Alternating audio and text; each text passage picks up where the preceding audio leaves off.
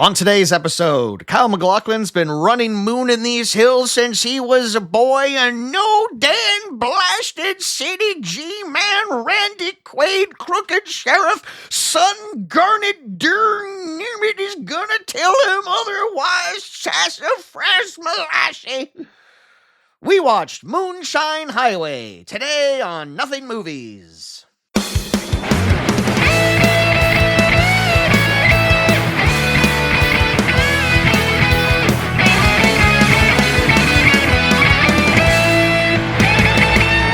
Anything you want to say? Any opening? Welcome back to the show, everyone. Oh, okay. I'm Jameson, that's Kaz. Jameson, all right. We're forgoing with our traditional opening for the first time ever because Jameson it's said simpler, so. it's quicker. It's all right. It's quicker. It's No. It's like when they dropped the from Facebook. Yeah, It's cleaner. You do your thing. I know you look forward to it every recording session. I do. Yeah. It's the only thing that's getting me out of bed in the morning is the fact that today I get to say, welcome back, however you wish to self-identify, to Nothing Movies, where we ask the question, the fuck is this? It's the podcast where we go through an actor's filmography and choose the most anonymous and culturally untalked about movies that they've made and decide whether or not they've got a certain something or if they're just a whole lot of nothing. I'm Kaz Lesgard. I'm Jameson Rafter. And now I can relax. Yeah, well done, Kaz. I can unclench my butthole because I've just been...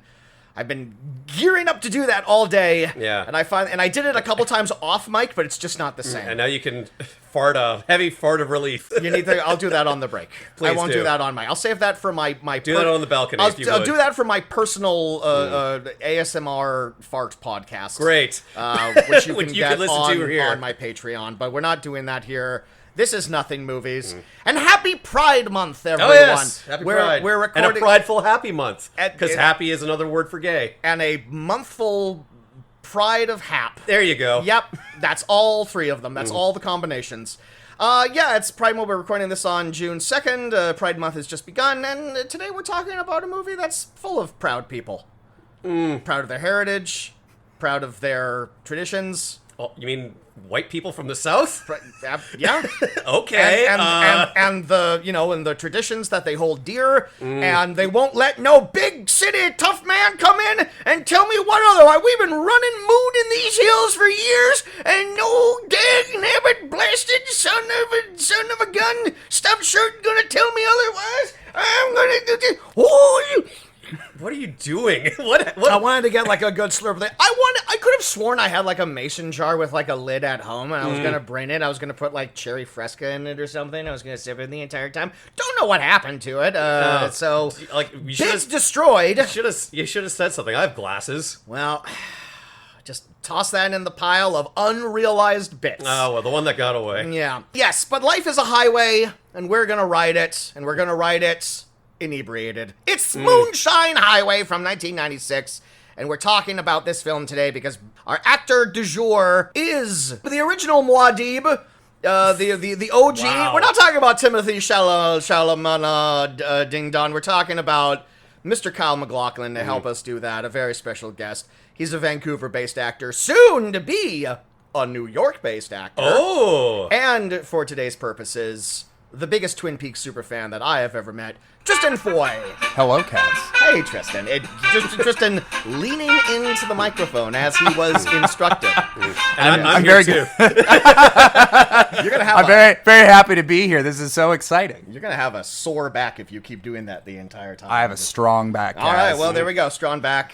Strong. That's what they call me. Strong back man. Strong back, Tristen. That's.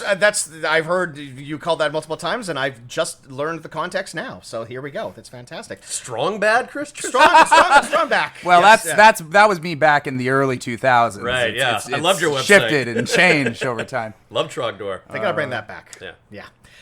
Tristen, welcome to the show. Whenever I ask guests to come on the show, I always, sort of like offer them the choice of who's an actor that you want to talk about, what's a career that you want to get into. This time I may have sort of put my thumb on the scale a little bit, because when I asked you it, I sort of asked you in the sense of all, like, who's an actor that you want to talk about? Second question, is it Kyle MacLachlan? Because I feel like maybe it's Kyle MacLachlan, and you jumped on that pretty darn quickly because in the short time I've known you, we've had many a discussion about Twin Peaks. You have actually met Kyle MacLachlan. That is true. Yes, it was back in 2018. I was in New York for the Festival of Disruption, Brooklyn edition. The Festival of Disruption, for anyone who's not familiar, was an art festival that was put on several times over the years, that was curated and created by David Lynch. And originally the festival was held in Los Angeles a few times, but then in 2018 they branched out and did this New York edition. And I had previously been to the Los Angeles version, and that was an amazing experience. At that particular event, I met several other Twin Peaks actors like Cheryl Lee, and who is incidentally an incredible, lovely human being.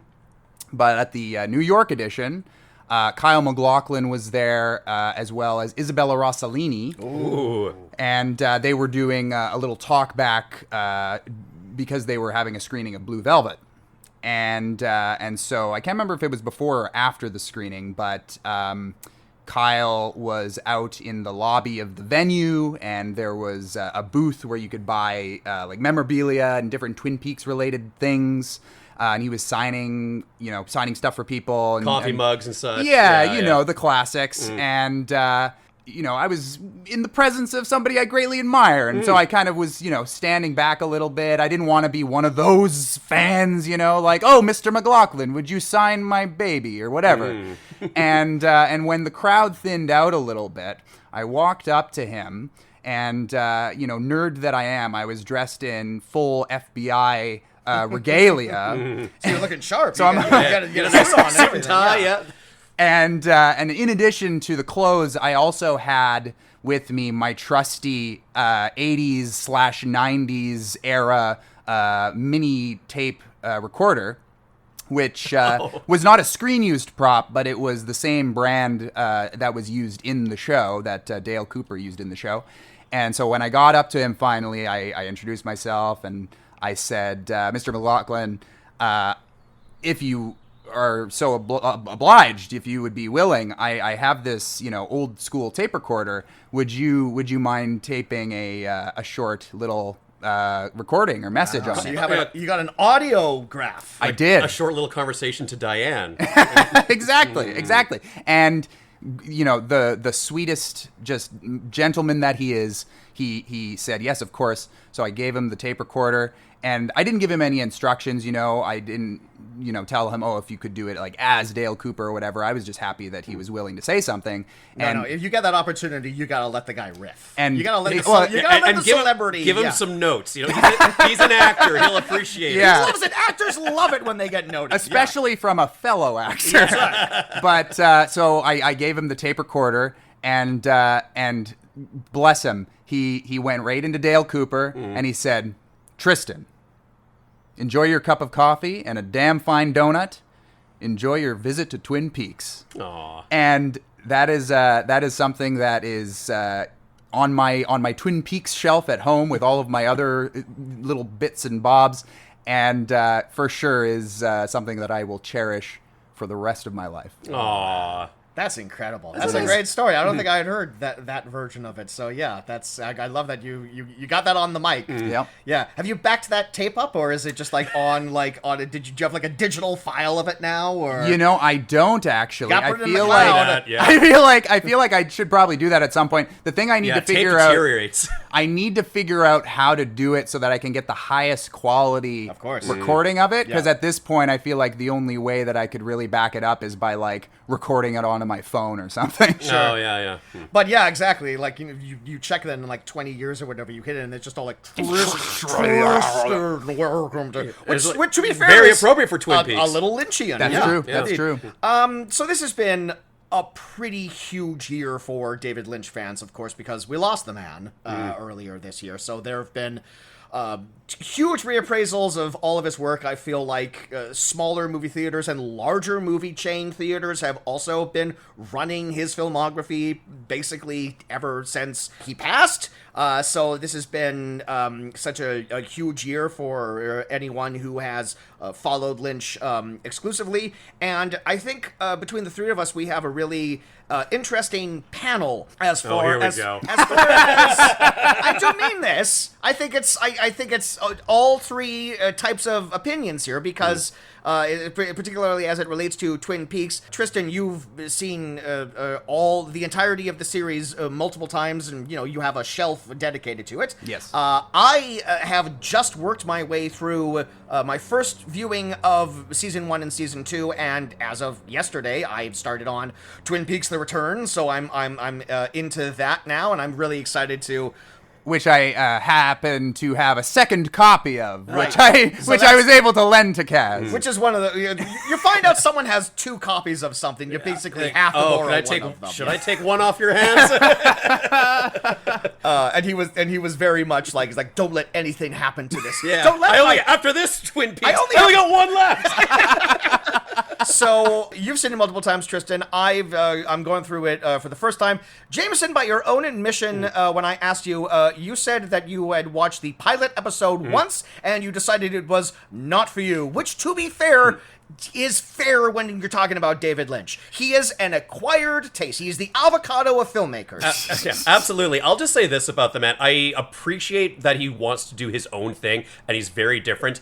I'm not a huge fan of any kind of super abstract, artsy kind of filmmaking. I kind of like clear, concise storytelling. That said, I do understand that it's not weirdness for the sake of weirdness, and I know he really preaches to the audience that you have to use your own intuition to find stuff out. And I'm like, okay, I'll give that a shot with everything that he's ever done. And every time I watch something of his, I just wind up getting irritated. So it's just not for me. That said, I'm not going to shit on everything that you guys appreciate, especially you, since you seem like the diehard here. But No. You know what? Whenever I talk to people who have never seen Twin Peaks before, because most of my friends know that I'm the Twin Peaks guy. Yeah. They'll ask me about it, or they'll be like, "Oh, should I watch it?" And I always say, because to what you said, Lynch is not for everybody. I say exactly what you did. I say, watch the pilot.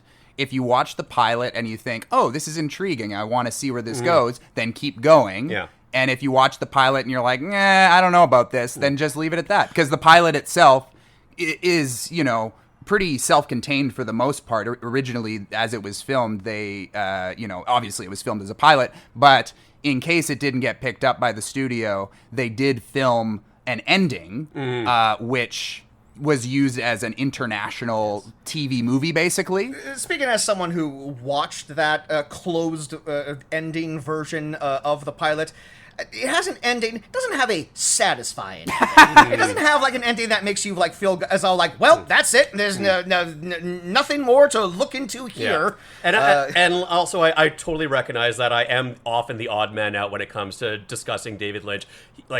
People love David Lynch movies, and they love discussing David Lynch movies and dissecting David Lynch movies. And so, again, all the power to them. You have to tie me down to watch all of Twin Peaks. But you know what? And that's within the world of Lynch himself. I think he would appreciate, someone going I'm going to listen to my intuition that I don't want to watch this. Yeah. And that's totally valid too. Also, there's too much TV. Yeah, so also it's there's too much TV. You don't have to watch everything. Sure, yeah. Exactly. Why waste your time watching something that you're not going to enjoy? Yeah. My first go-through of the pilot, I think the thing that really intrigued me is, Twin Peaks is inescapable. I had never watched it before, but of course, through pop culture osmosis, I became aware of certain aspects of it, damn fine coffee, damn fine cherry pie. I know of Bob. I know of Bob. The Red Room or whatever the hell it's called. Sesame Street has a very fun parody called Twin Beaks. Yeah. That now that I've seen the TV show and I went back and I watched the Sesame Street parody, it's shockingly accurate. It's very weird that they were able to get away with airing that on public children's television. I like that Cookie Monster filled in for Dale Cooper for some reason. He's the Kyle MacLachlan of Sesame Street, naturally. Actually, Guy Smiley is the Kyle MacLachlan of Sesame Street. But anyway. Kyle MacLachlan. Kyle MacLachlan. Yeah. What I found interesting about the pilot, and this is based on Kyle MacLachlan, is I was always under the assumption that Twin Peaks was a show about an FBI agent that goes to a weird town. And after watching the pilot, I realized, oh no, it's about a weird FBI agent that goes to a weird town. Because out of all the bizarre characters, Agent Dale Cooper is kind of the strangest, and he's meant to be like our audience surrogate character, but he's just he's so enthusiastic about things. He loves coffee so much, and that really all comes down to MacLachlan's performance, which is just next level. So we'll get into the man's career here, but I just want to touch on this. This is a discussion we had after last recording. Jameson, who was Kyle MacLachlan to you? When was the first time that you sort of recognized him as like a character actor and stuff? Well, the very first exposure that I had to him was David Lynch's Dune movie, which was also my first exposure to David Lynch, and why it sort of tainted everything else that I've ever seen of the man. Look, not a great entry point, to be fair. Look, I remember him as the villain in the Flintstones movie. I have a feeling that's how most people our age probably became aware of him. That was for me. The first time I was aware of Kyle MacLachlan as an actor was in the Flintstones. And it colored him as like, oh, this guy plays villains. This guy plays kind of like uptight, sophisticated, white-collar villains. And then when you dive into his filmography, it's all like, yeah, a bit, but like not like throughout, like not constantly. He does have range in terms of what he's able to play. Yeah. No, the other thing that I would probably be most familiar with him in is whatever 2 episodes he was in on the Fallout TV show, which I thought he was like just a natural fit for being in that universe, and also one of the direct-to-DVD Justice League movies where he voiced Superman. Yes, and he like it was like a movie set in like the 1950s, and he very much sounds like how the 1950s Superman should sound like. So I thought that was ideal casting. That's very cool. So that movie's called Justice League: The New Frontier. Great movie. It's meant to sort of copy the art style of like the golden age of comics from like the 30s and the 40s and everything. I was very excited when that movie came out because as a kid, as a young a late teen, early 20 comic nerd, I got really into Frank Miller graphic novels around this time. And I loved to fan cast in my head. And for years, I had like a rotating cast of The Dark Knight Returns in my head. It's all like, if they did this in live action, who would play who? And I always had fan cast Kyle MacLachlan as Superman for the live action version. So when I found out he was voicing him in that animated movie, I'm all like, I was right! Yeah. I nailed it!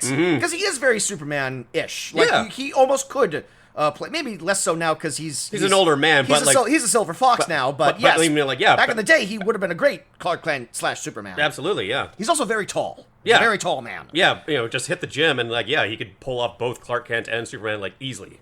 I'd say. Yeah. Anyway. So filmography-wise, going all the way back to the very beginning, his first role on a movie, he's an uncredited extra in the great Canadian horror film The Changeling, starring George C. Scott, which was filmed partially here in Vancouver.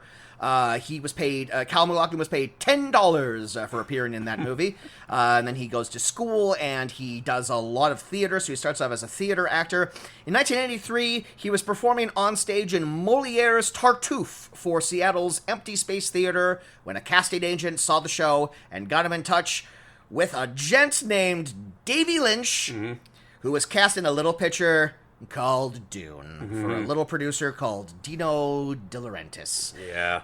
And yeah, it is crazy to think that Kyle MacLachlan's debut film was Frank Herbert's Dune as Paul as the lead. As the lead. Yeah. Which is like even unthinkable, yeah. Unheard of in this day and age. As when they brought it back and Villeneuve didn't have the balls to do that. It's all like, no, we have to cast someone that people are familiar with, but Lynch was all like, no, someone you've never heard of before. Yeah. Like a brand new guy. And and that film has an incredible supporting cast of well-known faces and crazy character actors. But yeah, to lead off his movie, he picked a total nobody, and it was a remarkably fruitful collaboration that turned into a real-life friendship that they carried on for the entirety of David Lynch's life, and he is the filmmaker that MacLachlan has to thank for his career, and he has said as much in interviews.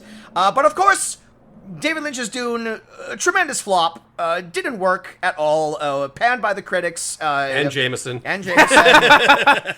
And I think it's also important to note that one of the things that Lynch said many times throughout his career is that he was not able to get Final Cut with Dune. And so not to say that if he had Final Cut that it would have been a perfect film or anything, but I know that he's gone on record multiple times throughout his life saying that he didn't have Final Cut. He kind of sold his soul in that regard. It's not his vision. What you see in that final film is not his vision. Yeah. And again, who knows what it would have looked like if he had Final Cut. But he kind of disowned that film for the rest of his career. Look, it's really not perfect, but I kind of stick up for David Lynch's Dune. I think it's interesting. It's frustrating because it tries to combine the entire... Well, I wouldn't say combine. It just adapts the entire book, whereas Villeneuve was smart enough to split it up into 2 movies, even though I'm not really a fan of the modern-day Hollywood splitting 2 movies, a book into 2 things or whatever, but I think for that movie, it helped in his favor. There's just too much going on in Lynch's version, and he relies too heavily on narration, which is just, it's a movie. You can't have characters constantly narrating stuff. I mean, the most hilarious thing about that movie is it literally opens with Virginia Madsen, also in her film debut, talking directly to the camera, giving this big monologue. She fades out, then she fades back and says, "Oh, I forgot to tell you one more thing." Like, and it's like, we're 2 minutes into this fucking Can thing. we pick up the pace here, lady?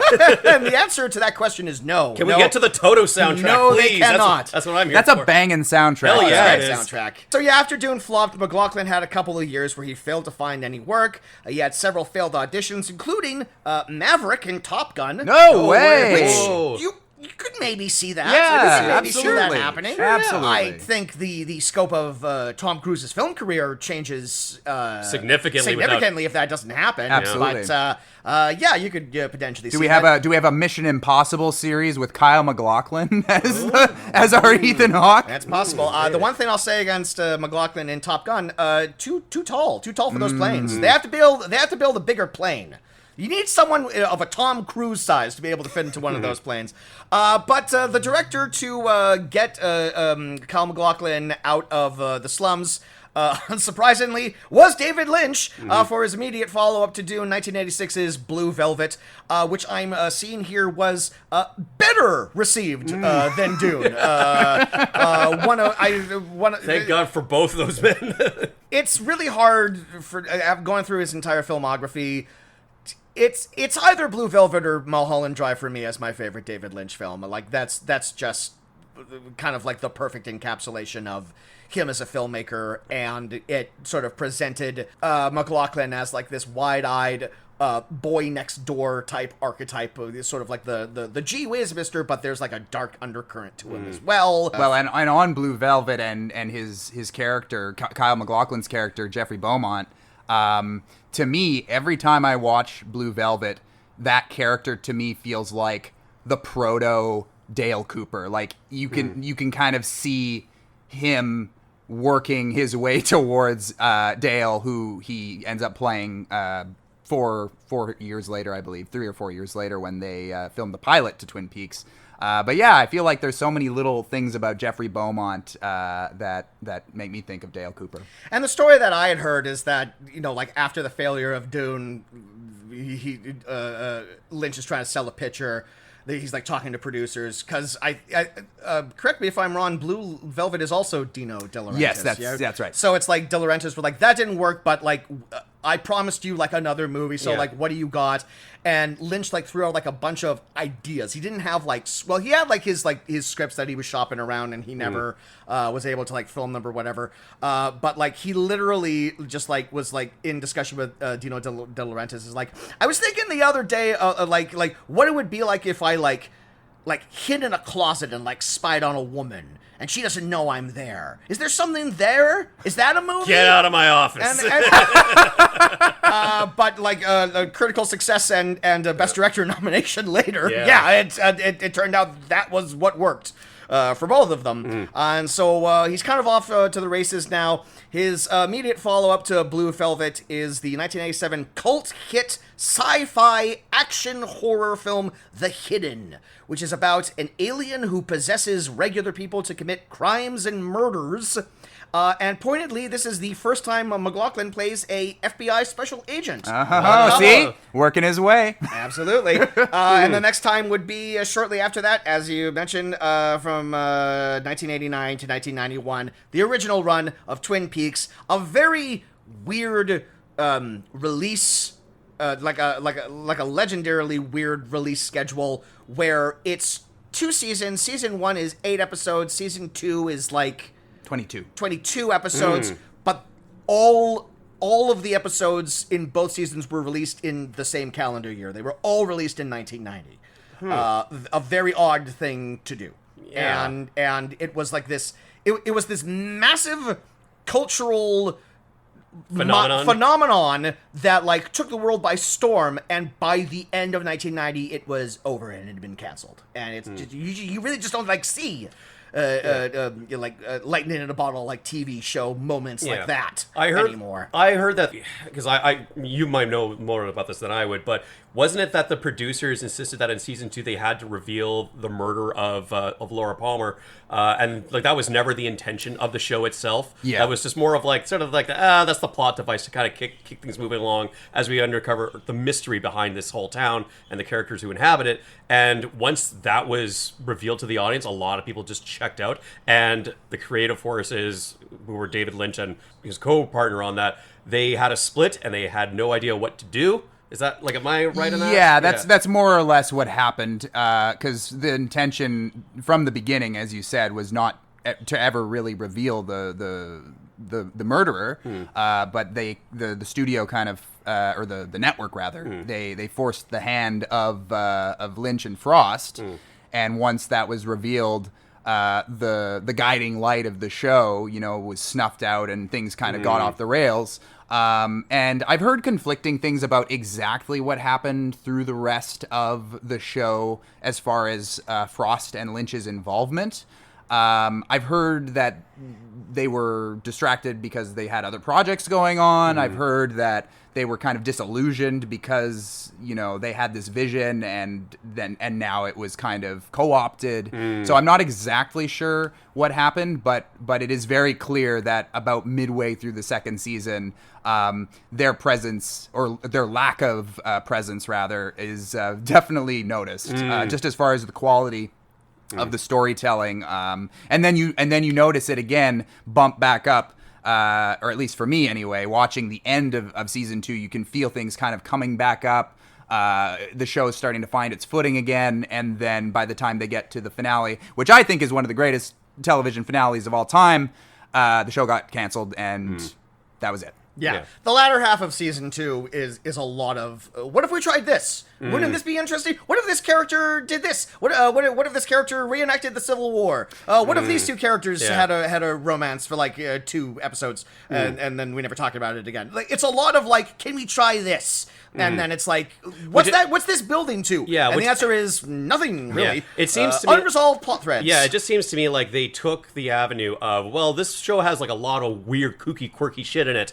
so let's just keep doing that with no real roadmap in mind, and no real idea of focus, and no theme behind everything. I don't know if that's fair to say or not. I haven't seen the damn thing. I mean, I would agree. I would agree with that. It is a weird show, but for much of the show, that weirdness is rooted in a sincerity and it's rooted in a truth. Whereas I think when we get to that point where things start to, the wheels come off, in season 2, it really does feel like a lot of the people, like the writers. Let's just see what sticks. Yeah, it's like, let's do something weird because that's what has worked so far. But it's just weird for weird's sake, as opposed to, having it rooted in something. And fun fact, for me anyway, one of my favorite episodes from the dark period of season 2 is directed by Diane Keaton.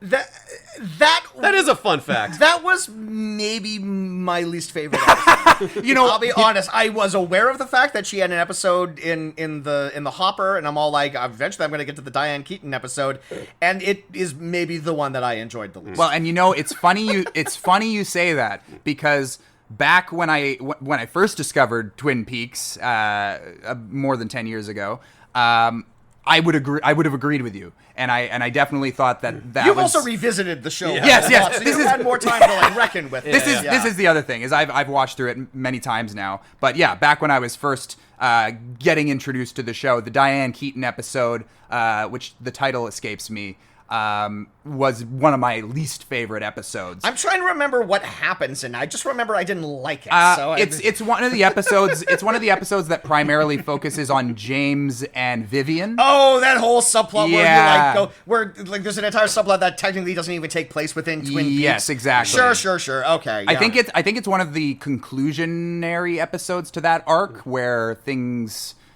start to get bad between him and Vivian. I think maybe her brother is dead at this point. Well, it's a subplot that kind of gets dropped by season 2, and it just never gets resolved. Maybe, I don't know. I'm not through the return yet, so I don't know. But to finish up Kyle MacLachlan here, following Twin Peaks, his next big movie role, a movie I watched a ton as in my early 20s, stoned out of my mind before I watched it again a couple of years ago, and I realized, it's not terribly good, is it? Is Oliver Stone's The Doors. Hell yeah. Oh shit, yes, I have seen that. He plays... I forgot he was in that. He plays Ray Manzarek, the Doors keyboardist, and many people claim the real heart of the band. Mm-hmm. Yeah, and I think he's excellent in it. I went through a real Doors period in my early 20s. As we all did. You're a lizard king. And I've eventually come around to the realization that the movie The Doors, not that great, and also the band The Doors, not that great. Look, there's some good songs, but it's a lot of a drunk, belligerent asshole. Jim Morrison was a maniac, but hell, Val Kilmer played the hell out of that. One of the great Val Kilmer performances of all time. R.I.P. And yes, R.I.P. Yeah. 1992, he briefly appears in the Twin Peaks movie Fire Walk with Me. I think people were quite upset that there wasn't a lot of Dale Cooper in that movie, but that movie's not really about him. It's about Laura Palmer. Well, and there was a period where it was looking like he may not even actually be in that film, because so Chet Desmond is kind of the main FBI agent in that film, played by Chris Isaac, the musician. I wouldn't say he's the main FBI agent. Well, he's in the first 15 minutes, and then he literally disappears into thin air. That is true. You make a good point, Kaz. But so the reason I put it that way, I guess, is because originally it was supposed to be all Dale Cooper. Dale Cooper was supposed to be in that role from the very beginning of the movie. But then Kyle MacLachlan backed out. He didn't really want to be, I guess, typecast and thought of only as Dale Cooper. And so then the writers of the film decided, okay, we'll create this new FBI agent. But then Kyle came back and was like, actually, you know what? I will do it. And so they brought him back into the film. So it was a bit back and forth. And it was 2 to 3 days or whatever, right? It literally is just a very short check-in with Dale. And just to remind audiences, he's still here in the show. The show will happen after the events of this movie. But don't worry, you're Dale's still around. Yeah. Following that, 1995, he's in Paul Verhoeven's Showgirls. Oh, was he? Right. Yeah, he's the male lead. He famously has awkward swimming pool sex with Elizabeth Berkley in that movie. I just think it's interesting. Showgirls and Dune, 2 movies that were critically panned at the time. I think both of them have gone through a bit of a resurgence. I mean, I haven't seen Showgirls. Showgirls is bullshit. You very, have very entertaining. Yeah, just it's trashy fun. Oh yeah, but it's just hilarious, and it's such a hoot. Well, and wasn't it controversial because it was NC-17, maybe? Yeah, they really pushed that R rating as far as it can go. I think it maybe was released NC-17. But, I mean, it's 1995. You watch it today, and it feels tame in comparison from what we, see on, network television now. Yeah. Famously, the Showgirls TV edits, they CGI'd bras on all the strippers, right? They CGI'd bras on all of the strippers, but the CGI is so bad in 1995. You can Google this. The bras famously look like they were drawn on in like a Who Framed Roger Rabbit style of like they're like when Bob Hoskins grabs that cartoon gun, that's what the brassiers look like in the TV edit of Showgirls. So it's kind of wild. It's kind of fun. Kind of fun to watch. 2000, he's in the Ethan Hawke Hamlet. I've seen a lot of Kyle MacLachlan the movies. modern day Hamlet, where he does To Be or Not to Be while wandering the aisles of a Blockbuster video. He plays Claudius in that. 2001, he voices Donald Love, criminal real estate developer in Grand Theft Auto 3. Oh, no way. Huh. From 2000 to 2002, he's in 23 episodes of Sex and the City as Trey, Charlotte's ex, who I believe had penile problems. He couldn't get it up. Lived with his mom. Yeah, mommy issues. 2004. This is a movie that I really enjoy. Speaking of Pride Month here, he's in the excellent Canadian LGBTQ film Touch of Pink. Which is about a young Canadian gay man who moves to London, and then his... London, Ontario? I was just thinking. London, England. Okay. Heard of it? Yeah. Big Ben, fish and chips, g'day, governor. Wow. Pip, pip. Wow, what a quintessential Canadian movie. But yeah, he moves to London with his boyfriend, and then his devout Muslim mother comes to visit him, and it's a classic, like, I'm gonna have to reveal to my mom that I'm gay. Kyle MacLachlan plays his invisible friend, the ghost of Cary Grant. What? Oh, wow. It's a great performance. Wow. It's a lovely little film. And it's played, and because I feel like ever since he started, he gets resemblances to Cary Grant. Oh yeah, Like, well, people point that out. It's even referenced in an episode of Twin Peaks. Yes. So I feel like someone who made that movie, wrote that character, remembered that episode of Twin Peaks, and then got in touch with Kyle MacLachlan's agent. Because a great role for him. Man, between Cary Grant and like 1950s Superman, there is something old school, timeless about Kyle MacLachlan. Yeah. That's so interesting. Huh. Also in 2004, he's in an infamous Law and Order episode, which you may have seen clips of online. The episode is about a young boy murders Kyle MacLachlan's son. So it's a kid murdering a kid. But like this is like a really evil little kid, and he's constantly like making faces at Kyle MacLachlan in court. And the end of the episode, which is what gets circulated online, is the kid walks away, and he kind of like makes a face at Kyle MacLachlan, and then Kyle MacLachlan grabs a police officer's gun and shoots the kid in cold blood. Holy shit. It's a wild clip just to watch out of context. All right. But like, I feel like I would be remiss if I didn't mention the one episode of Law and Order that he did. Making a meal of it. Because, he murders a child, and it's pretty funny. 2006 to 2012, he's in 96 episodes of Desperate Housewives. Never watched that show, but he's in a lot of it. 2010 to 2014, he was on 7 episodes of How I Met Your Mother as the Captain. Sort of like a eccentric billionaire type character who's the husband of one of Ted's girlfriends, and then after they dropped that character, they liked Kyle MacLachlan so much they kept writing in reasons why he would show up. Okay. So he appeared in 7 episodes of that, and he also had 2 episodes of the I'm just going to call it the forgotten spinoff How I Met Your Father. Remember that? I didn't even Remember that came out in like 2001 and no one ever watched it? I didn't even watch How I Met Your Mother. I'm sure as hell not going to watch the spin-off. Did you say 2001? I don't have the date in front of me right now. Not 2001, 2021. Oh, okay, Like that makes recently, more sense. Yeah. I think I got dumped on Disney Plus or whatever. Oh, yes. It was during the pandemic, I'm pretty sure. It was one of those things that got lost in the black hole of pandemic releasings. Wouldn't it be funny if you only watched How I Met Your Father? And it'd be hilarious. And you had no context as to what anything was going on. 2011 to 2017, he's in 24 episodes of Portlandia. Hey. He's the mayor. Yeah, Of Portland. That's right. He's in 13 episodes of Agents of S.H.I.E.L.D. as Mr. Hyde, comic book villain Mr. Hyde. 2015, he, of course, is the voice of Riley's dad in Inside Out and its 2024 sequel.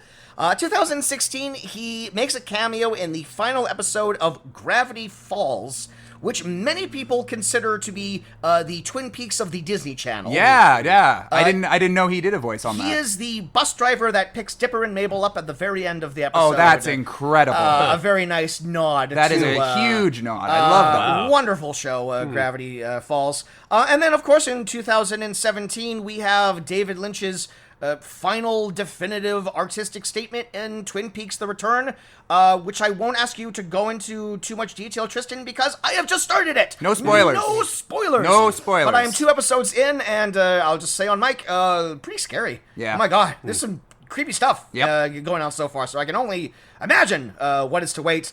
2018, he's the villain in Eli Roth's House with a Clock in Its Walls. I just mentioned that because he hadn't really been in a big screen movie in a while, so it was nice to see him pop up in that. He did a lot of even TV. though that movie is... Yeah. But yeah, no, he really lived in TV land for a while, but, you know, he's a TV boy. He's got multiple series under his belt. 2020, another movie where he plays an antagonist to Ethan Hawke. Talk about a movie that got completely forgotten thanks to the pandemic.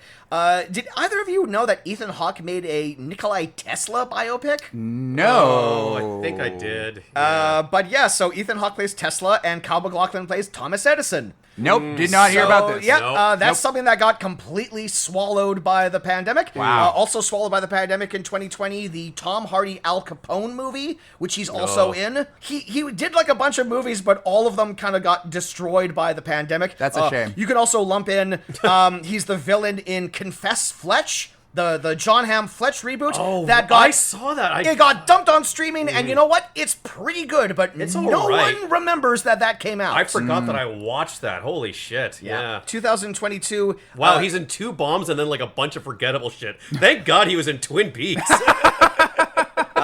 Speaking of stuff that people barely remember happened, Joe versus Carol, the fictional Tiger King TV miniseries. Oh, yeah. Starring Kate McKinnon and I forget who plays the Tiger King. But he plays Carol Baskin's husband, the one who is alive, the one who is not currently missing. Well, and I mean, talk about something, not only was Tiger King kind of a pandemic flash in the pan, but then not a remake, but like a filmic version of that. A retelling of it. Of something that, you know, the popularity of it came and went. And yeah, I mean, I remember hearing about this being made, but I definitely never saw it. Why would I want to watch something like that having just seen the documentary series? Well, I'll tell you what. I'll tell you who else said that. Most viewers, because I don't even know where it's streaming currently right now.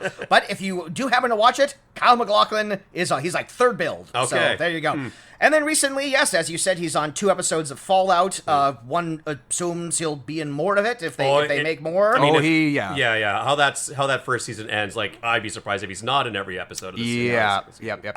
And then a movie that came out last year that I didn't get around to seeing, but the Zoe Kravitz directed Blink Twice with Channing Tatum and Haley Joel Osment and a bunch of other people. He is also in the cast of that. So there we go, Kyle MacLachlan. Wow. We've done it. Except I left a lot out because of time. Time, and also, as is evidenced by the title of this podcast, he's in a lot of movies that don't exist. Yeah. And one of them is 1996's Moonshine Highway, which we will begin talking about after this short break. Oh, yes. Stay tuned. All right. You'd better. End of part 1.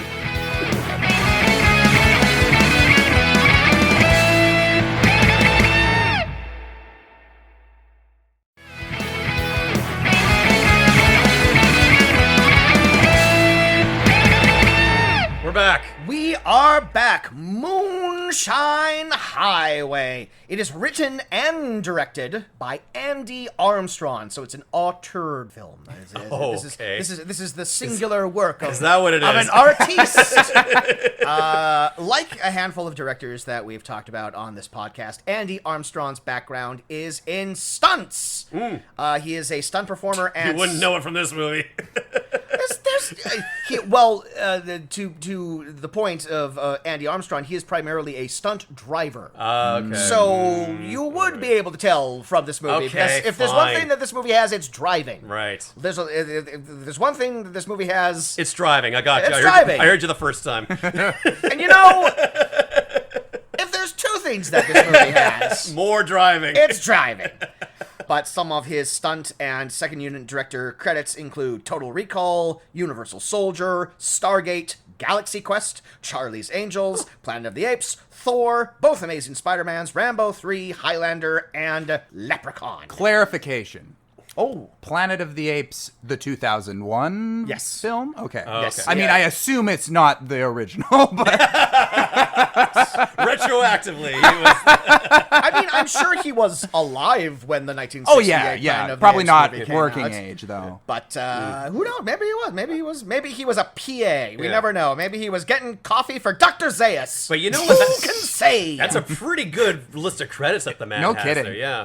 Whenever you look up like a stuntman or whatever, like their credits are always like Way more impressive than- way more impressive than what they actually managed to do Right. outside of that. He only has one other directorial credit to his name, and there's a massive gap. Moonshine Highway comes out in 1996. He doesn't direct another film until 2023. Wow. Oh. And it is a film called Squealer, and it appears to be based on the events surrounding Canadian serial killer Robert Picton. What? Oh. It doesn't use the names of the victims and Robert Picton directly, but it is about a serial killer who Yeah. lures women Like, to his pig yeah. farm. Oh my god. Like one of the most notorious murder cases in British Columbia history, for those of you who are outside of BC. I feel like even people outside of BC might know who Robert Picton is. I would say that's definitely a Canada-wide thing. Being from Manitoba myself, it is something that was definitely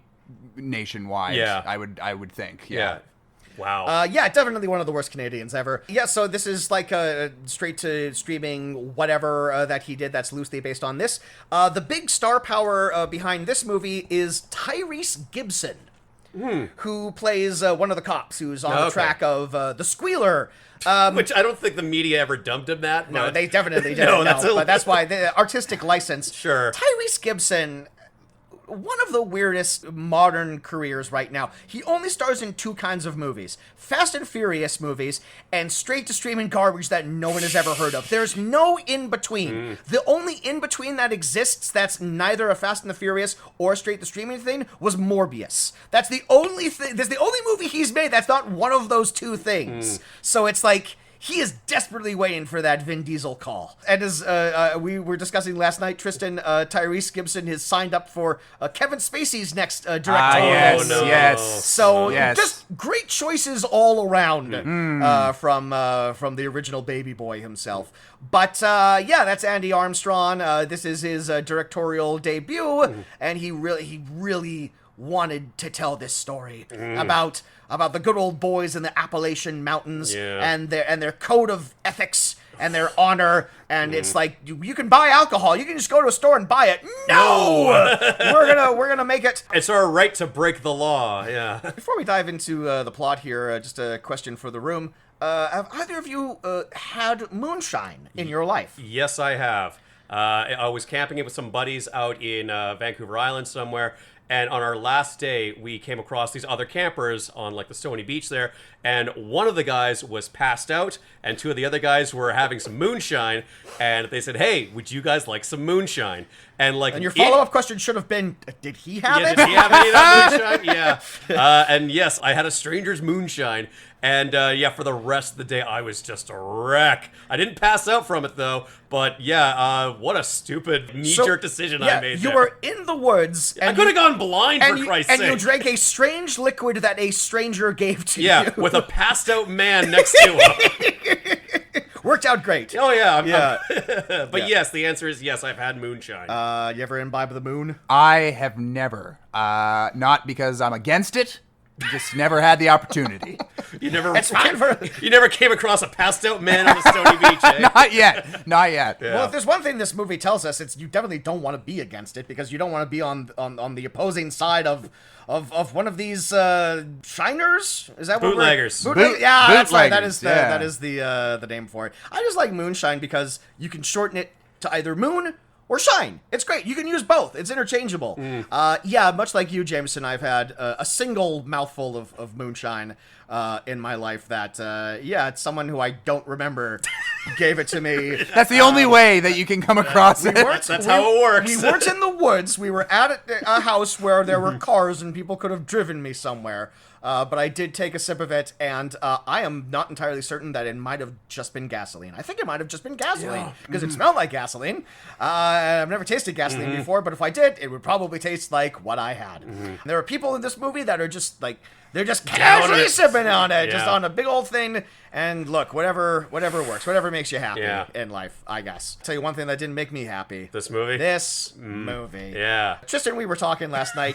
You said you kind of enjoyed it. I kind of liked it. You know, I mean, I think it was, not a good movie necessarily, but I enjoyed it. I mean, we rarely watch those on this podcast. Yeah, but there was something kind of nostalgic feeling about it. Like not only like the fact that it takes place in the late 50s and it's got that whole kind of quaint feeling about it, but also the fact that it's a mid 90s movie, and so like memories of my childhood and just like movies of that era, and I definitely found myself watching this and certain shots, particularly outdoor shots during the day, and just thinking, man, you don't see shots like this anymore. And I don't know if it's, the fact that we don't really shoot on film anymore, or, just cinematography generally has changed. But there were some really gorgeous looking shots in this film that I thought, man, yeah, this feels like a 90s movie, even though it takes place in the 50s. Yeah, this movie was filmed all around Ontario, so you're getting like a lot of like lush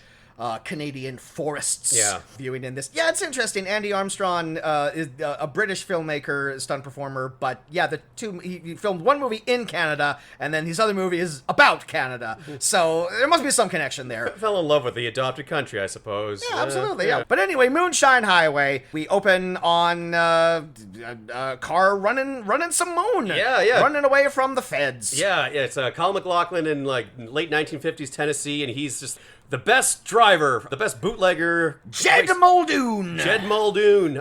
Great character name. I'll say right there.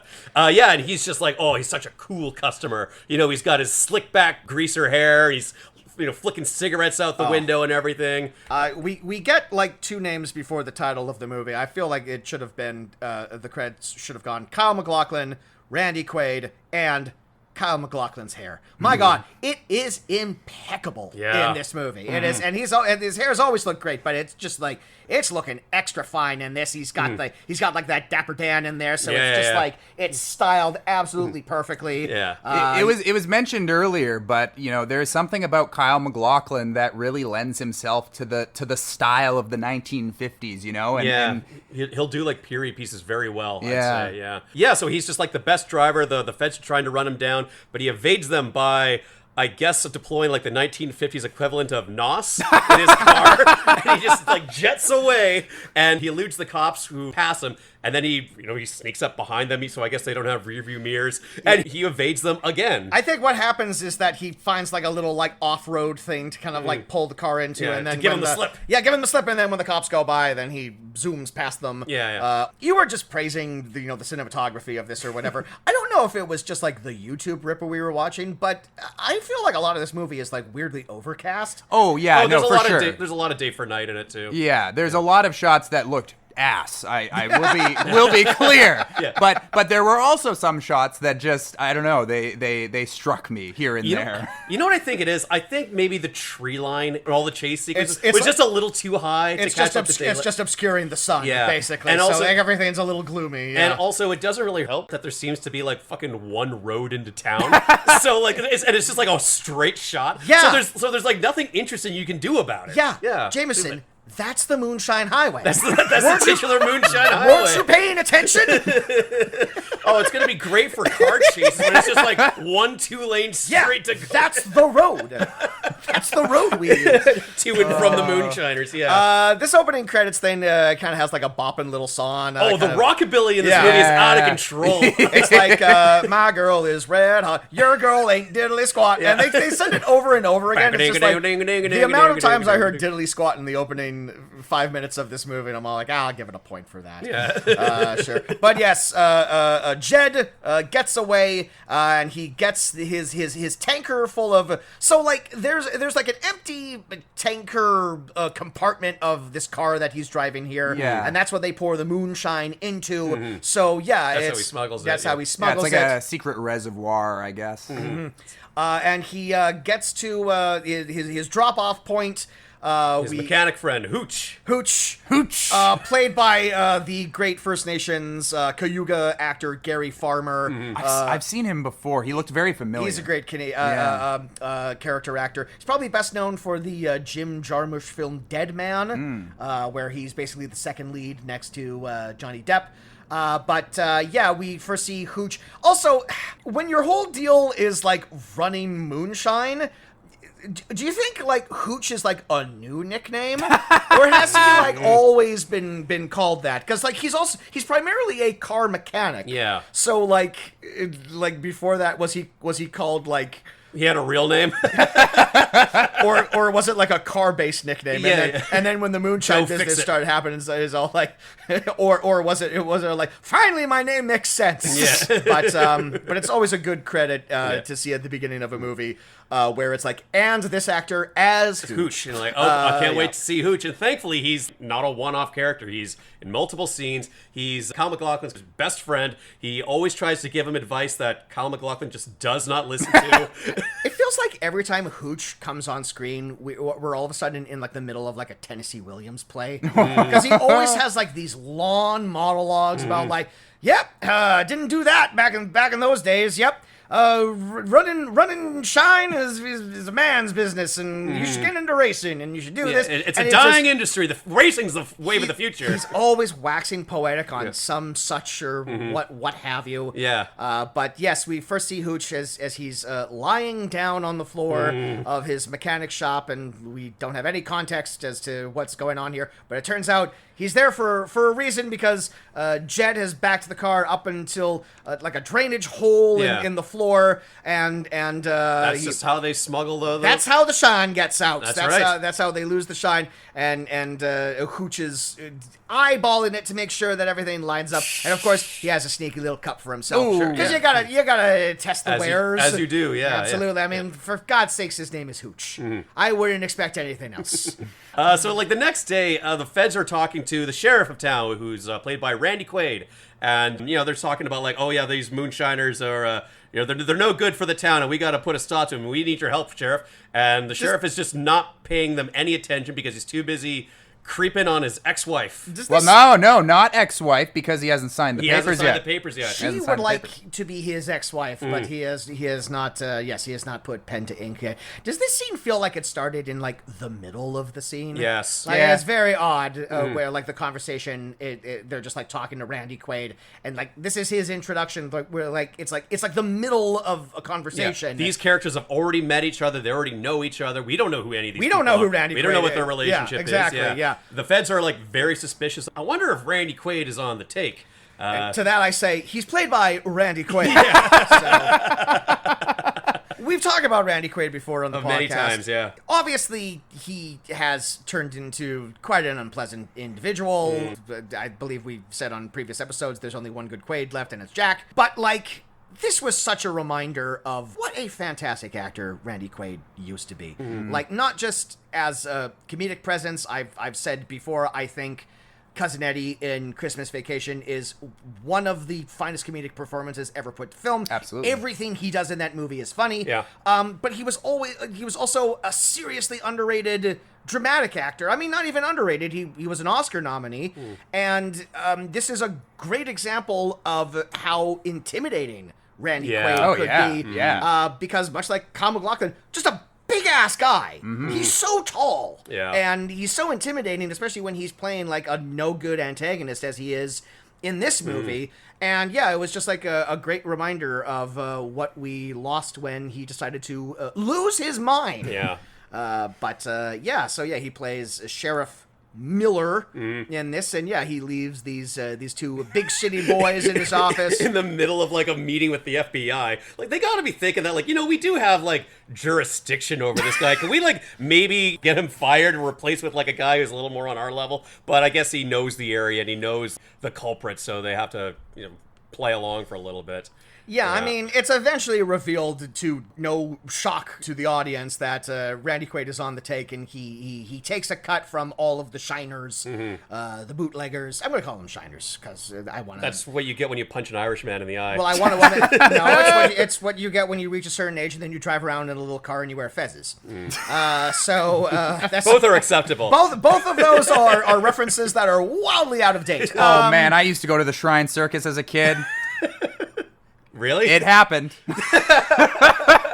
I remember those guys driving around. Yeah. As long as it's them and not like bears. So as long as they're not putting like a bear in a little car, that's fine with. That's animal cruelty. Yeah. Take how many shiners can we? They're Shriners. Shriner. I'm just realizing right now they're not even called Shiners. Oh, we're one letter off. Anyway, yes. we cut to the diner. Kyle MacLachlan sitting in a diner drinking a cup of coffee, and at this point in time, I have to say, okay, they must have known what they were doing. Oh, absolutely. Yeah. I didn't want to come away from this movie with this being my main takeaway, but I was genuinely surprised, Tristen, how often this movie reminded me of Twin Peaks. Oh, me too. Because Absolutely. it's a small town. There's cops. Like, yeah, it's that small town sort of like weird mentality. Basically, it's Twin Peaks without like the surreal, otherworldly stuff going on. It's Twin Peaks if we played it straight. Well, and I mean, you know, this film came out not too long after the show ended, and Fire Walk with Me came out as well. So I mean, you know, it was still fresh, or somewhat fresh in people's minds, I would imagine. Like, even the music score kind of reminded me a little of Badalamenti a little bit. Like, there's a lot of scenes that start with, like, boom, boom. Yeah. There were some real synthy moments. Yeah. But anyway, yes, Jed is drinking a cup of coffee, and he's meeting with the former wife of the sheriff. They're Ethel, who is played by Maria Del Mar. Yep, and they're clearly an item. She wants him to take her away from this life, from here. all of this, from this life. Yeah, because the sheriff is an abusive ex-partner who will not sign the divorce papers. He still believes they are together, and this is his town. It's his town. He can do what he wants. He can go where he pleases. That's his woman, and she says that if you don't make a decision to quit bootlegging, I'm just gonna skip town without you, and you got a choice to make, Kyle MacLachlan. Yep. Yeah. And more power to her. And yeah, Kyle MacLachlan probably should have come to this realization a lot earlier, because if he did that, this woman would have a few less bruises, probably. Yeah. This movie really is sort of like... he really drags his heels getting anything done, you know? And he doesn't listen to anyone else's advice. And a lot of people are giving him really good sound advice, and yeah, Jed Muldoon... And he's like, no, it's my personal right to do whatever the hell I want. You don't understand, it's our tradition, is running through the hills or whatever. All right, but there's like legit ways to make money, too, that are less dangerous. Like, nope! I feel like, bootlegging's in my blood. I feel like literally anytime this movie comes across a plot hole, it immediately fills it up with like, no, big city man is gonna come down here, and it's just like it's the way it's always been done, and it's the way it's always gonna be. It's all like, son of a bitch, this guy, yeah. So yeah, Randy Quaid comes in, he sits down at the table with them, and he's sort of threatening, but sort of not. He's threatening in that way where he's not like directly threatening Kyle MacLachlan, but he's very implied threatening. We also learn that even though he wants his ex-wife back, he has a thing going on with the waitress at the diner. Yeah, so I guess he's just incredibly possessive. He wants it all. He wants his cake and to eat it too. Yeah. And of course, what lady could resist the charms of Randy Quaid? Yeah. Who at one point in time was a handsome man, but in the 90s, you know, he's still going. He hadn't grown the beard out and lived in a van down by the river quite yet, but he's getting there. Yeah. So Kyle MacLachlan goes to the Moonshine camp where he meets with his pappy, who's running who's bootlegging everything. Yeah. I shit you not. So I'm watching this movie. He goes to this place where his father comes out, and his father points like a shotgun at him. He's all like, oh, it was you, Jed, all along. As soon as this character walks into frame, I took my notebook and I wrote down Pappy. Only to find out several scenes later, that's literally the name of the character. This character just screams Pappy, and it's just like I was able to like log on to that immediately, and that's who that was. That's good acting. That's excellent acting. Yeah, exactly. Really good telegraphing there from the filmmakers. And even Pappy wants Jed to get out of the game. Yeah. Even Pappy's saying, well, it's time to move on. I need some grandkids. We can't keep doing this forever. And he won't listen. He just won't listen. I don't quite get his motivation motivation for doing it other than just like, it's the only life I ever know. It's the only life I'm interested in. Yes, it is. He's a man. He's a stubborn man. He's a stubborn man, and he cares about the traditions of the proud Appalachian people. Yeah. And look where it gets him. Gets him nothing but trouble. Well, spoiler alert, gets Pappy killed. Oh no! Not Pappy! Not Pappy! Honestly, there's a lot of blood on Jed Muldoon's hands. Yeah. Like, if he... I mean, obviously there would be no movie if he decides not to do stuff, and we can debate over whether or not it would be better if there was no movie. But, yeah, exactly. It's all like his dad would still be alive. Yeah. His girl wouldn't be traumatized. Several people would still be alive. Yeah. But... so Randy Quaid goes to, like, the Moonshiners Summit or whatever. And he says, like, hey, guys, the feds are really breathing down my neck here. I'm going to need you guys to stop operations for about, like, 3 or so months just so I can, shoo them away or satisfy their curiosity there. He makes sure to collect before he says that. Well, he's extorting them, of course. Yeah, well, of course, you gotta get the money. Rule number 1, you gotta get the money. Sure, yeah. And, of course, the Moonshiners, they're like, no, we won't have it. And he says, well, then it's me versus you guys, and I won't be protecting you no more.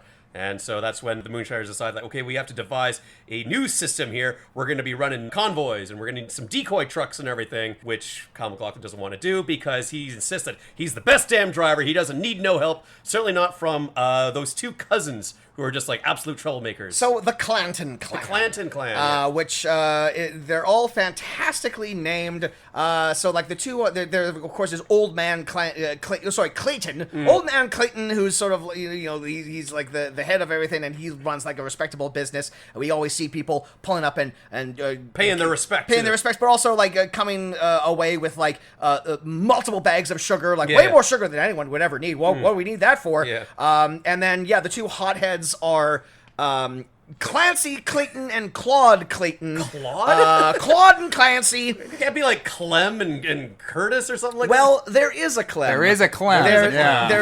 There's the single-minded, decisive, not patriarch, but sort of like oldest brother, Clem Clayton, who Pappy refers to earlier, and as soon as I heard the name Clem Clayton, I wrote it down. I'm saying it wrong, but whatever. Clem Clayton, and then he shows up in this scene, and he is played, somewhat inexplicably, by famed Canadian filmmaker David Cronenberg.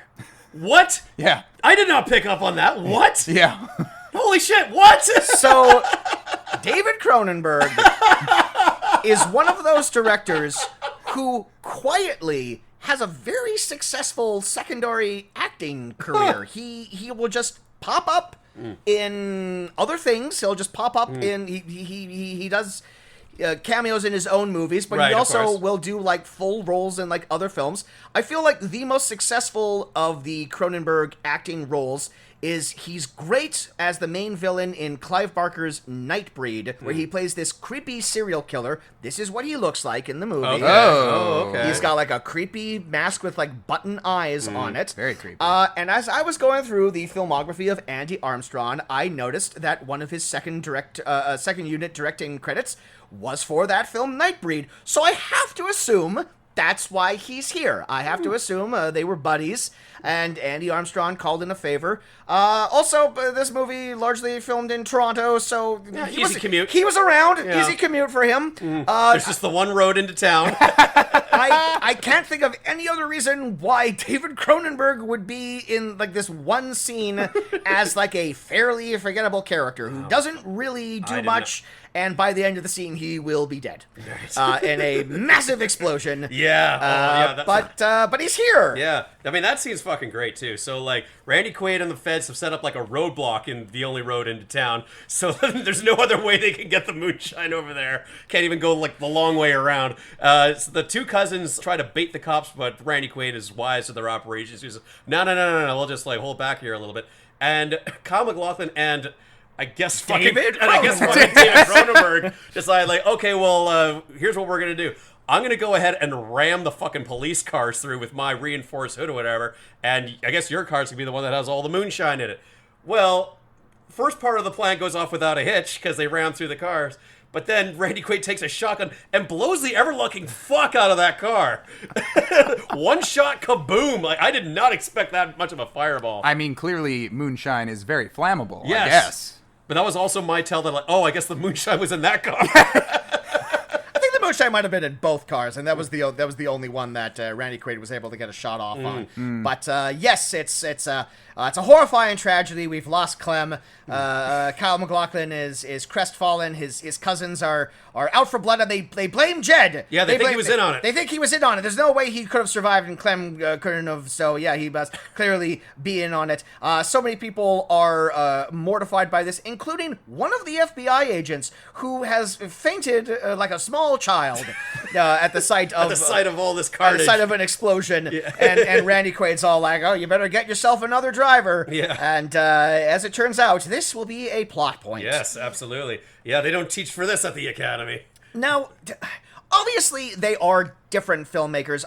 There was a part of me that did maybe kind of think, even though Kyle MacLachlan has never been in a David Cronenberg movie, I am sort of thinking that maybe Cronenberg is here as a bit of a tip of the cap to the David Lynch of it all, because there have been multiple comparisons between Lynch's films and Cronenberg's films. Obviously, they are different in their own way. They are unique in the sense that they both make very weird movies that kind of have their own logic to it. But I don't know. I just kind of thought that maybe that was tip of the cap to that. Like they couldn't get. I mean, it would be weird if David Lynch was in this, but David Lynch also weirdly would just take acting roles in stuff. True. Every once in a while. I mean, because this came out in '96, correct? Yes. So who knows? Maybe they approached Lynch, but I would guess he was probably filming Lost Highway at the time. Yeah, so. well, '96 was a bit of a fallow period for him because other than the Twin Peaks movie,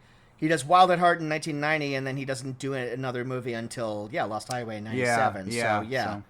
Yeah. Who knows? Who knows? But Lost to time. Yeah, Lost to time. You could have had more partnerships other than Moonshine Highway. They gave him a call and they said, "You want to be in Moonshine Highway?" He said, "No, I'm making Lost Highway." I had that thought too. The highway connection of it all. The connecting highway.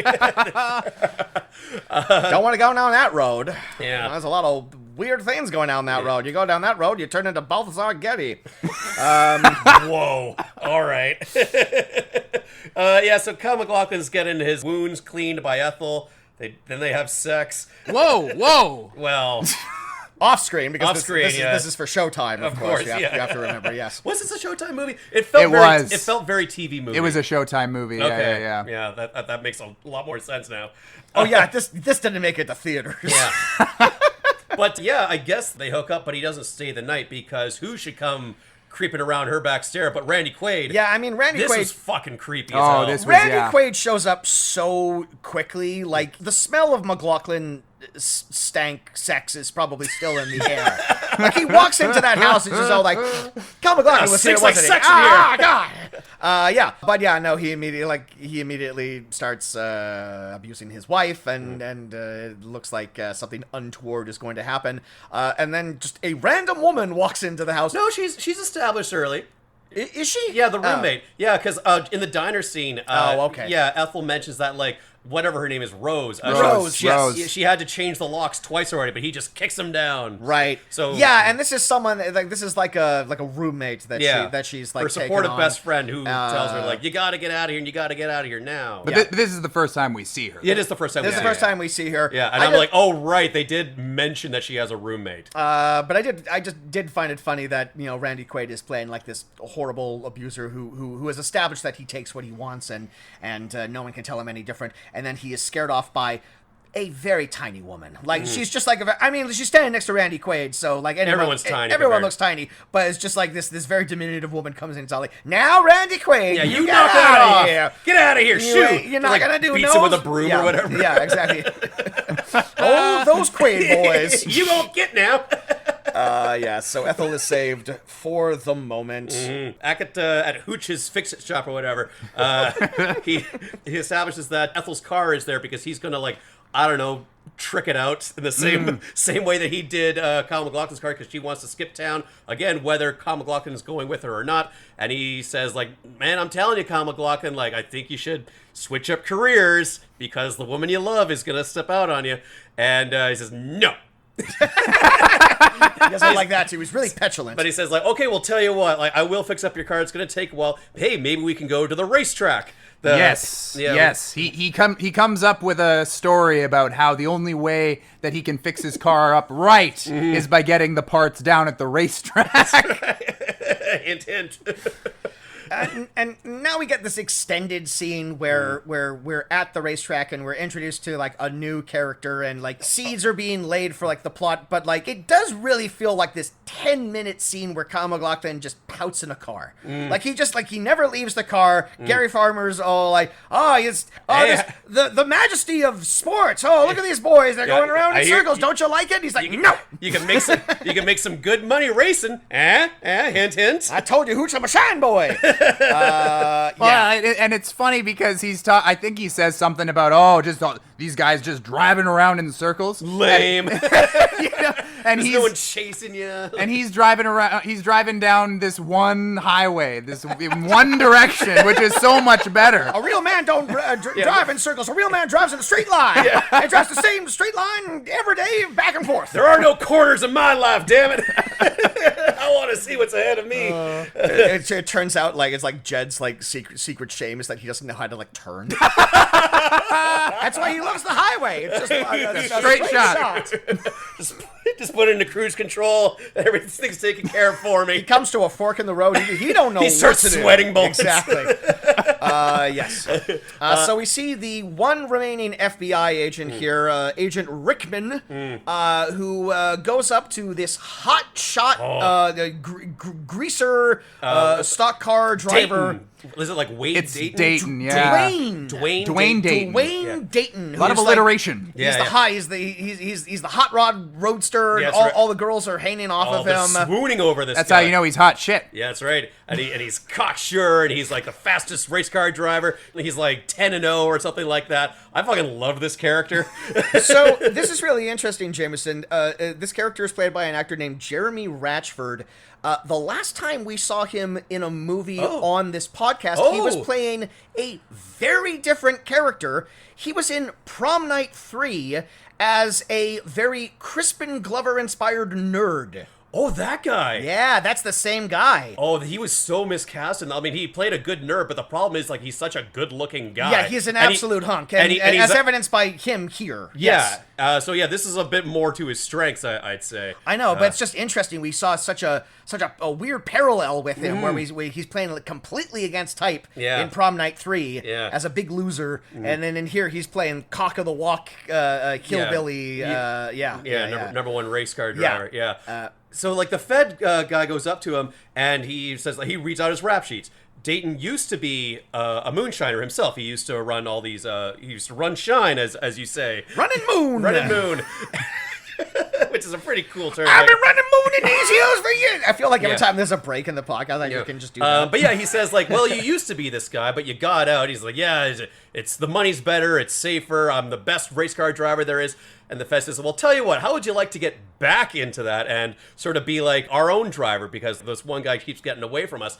And at this point, I'm starting to think, like, oh, this is starting to feel a little bit more like a hillbilly The Departed or something, because they have like a former criminal going back in undercover and all this. But no, he just ends up being the driver for the Feds, because it turns out there's some resentment and there's like a bad blood history between him and Kyle MacLachlan. He used to be the Jed Muldoon of this town before he got busted and went to jail, and then when he came out, Jed Muldoon was the Jed Muldoon, and he stole Dwayne's thunder, and he's all like, Jed Muldoon ain't shit, I can run moon better than anyone else can, and you know what, I can run moon so good, I'm gonna be a G-man. I'm gonna join the force. But he's got a good life now. Why the fuck is he doing? Actually, you know what? It explains why. It's pride. It's absolutely pride. Why do any of these characters do anything? It's pride. That's like I said at the beginning. These are very proud characters. Hey, you're right.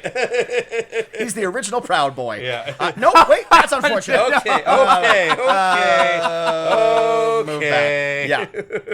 Yeah. So the two cousins, they're suspicious of Kyle MacLachlan.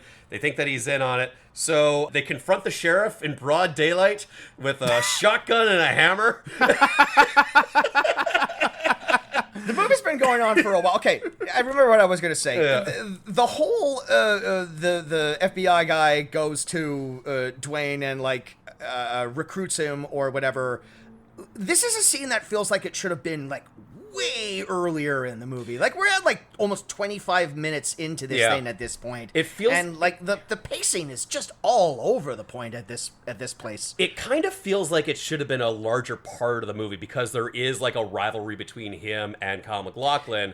Yeah, he feels like such a secondary character, and yet the movie keeps wanting to tell us like this guy's important, and he's going to have like multiple speeches about like the majesty of the road, or whatever the fuck he goes on about. There's so much monologuing in this. Yeah, it feels like wasted potential because he's like in 2 other scenes. You know, one where he does get to monologue, and then I guess like 2 other scenes where he's they're action scenes, they're chase scenes. But yeah, it felt like he should have been a larger character in this overall story. But to your point, when you're saying the cousins roll up with shotgun and hammer, I get excited because it at this point it's been like half an hour into the movie and like kind of nothing has happened yet. So it's like when these guys roll up on Randy Quaid, I'm all like, oh my god, is something gonna happen? Is like a thing going to occur? Is he gonna strike a deal with the cousins to conspire against Kyle MacLachlan? But then amazingly, Kyle MacLachlan comes to Randy Quaid's aid because he doesn't want more bad blood. Even though, again, if they had probably let him attack Randy Quaid, he probably could have saved a ton of people's lives. Because saving Randy Quaid doesn't work out for him in the end. It changes nothing about their dynamic. He still wants to get Kyle MacLachlan, and he still wants to get back with his ex there. Very strange detour that movie took. And like, we keep referring to these guys as the cousins. Was it ever established that they're Kyle MacLachlan's cousins? I don't think so. No, I think that they're their own clan, and Sure. that Jed is Jed just part has, of a... Jed just has Pappy. Yeah. He drives. He works solo. It's just him and Pappy and their dog, Calhoun. And their hound dog. And Hooch. Yeah, and he. No, Hooch is a man. Well, Hooch is a friend. Hooch is a friend. Yes. No. But when it comes to being a driver, Kyle MacLachlan works alone, and he prefers it that way. Doesn't he say the line? There's a difference between fast and dangerous. There's a difference between fast and dangerous. I'm fast. They're dangerous. That's right. Yeah, That's right. And I'm like, fuck yeah, Kyle MacLachlan. Great line. What a cool guy. Yeah.